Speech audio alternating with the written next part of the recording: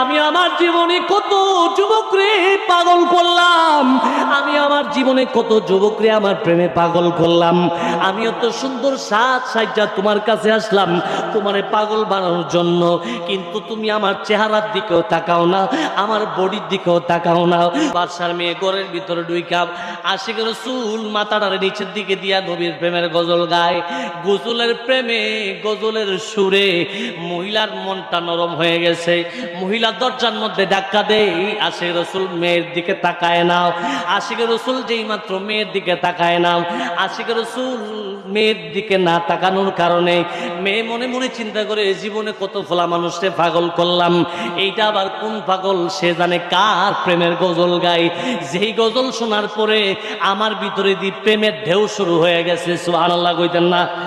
এবার যেই মাত্র মহিলা চিন্তা করলেন, মেয়ে চিন্তা করলেন এই আশিকের রাসূলের সাথে কথা বলবে, কিন্তু আশিকের রাসূল এই মেয়ের সাথে কথা বলতে রাজি না।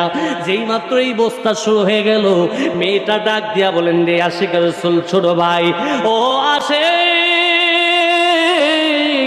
আমি আমার জীবনে কত যুবকরে পাগল করলাম, আমি আমার জীবনে কত যুবকরে আমার প্রেমে পাগল করলাম।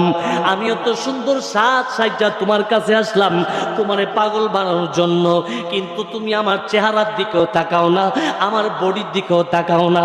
তুমি দি কার নাম জানি কাল্লাটারে নিচের দিকে ঝোলায়া মাথাটারে নিচের দিকে দিয়া তুমি যে কার নাম জপো, যেই নাম শোনার পরে নামটা মোহাম্মদ মোহাম্মদ শুনতেছি, এই নামটা শোনার পরে আমার ভিতরে দিয়ে প্রেমের ঢেউ শুরু হয়ে গেছে।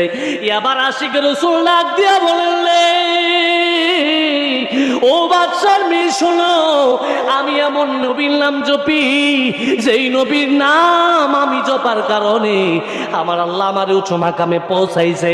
শুধু তাই নই রে বাদশার মেয়ে, আমার মায়ার নবী দু জাহানের বাদশা নবী রাহমাতুল লিল আলামিন রে যদি আমার আল্লাহ না বানাইতেন, আমার আল্লাহ তামাম জগৎ বানাইতেন না, তোমার বাবার বাদশাহী হইতো না, আসমান জমিন চন্দ্র সূর্য কিছুই হইতো না।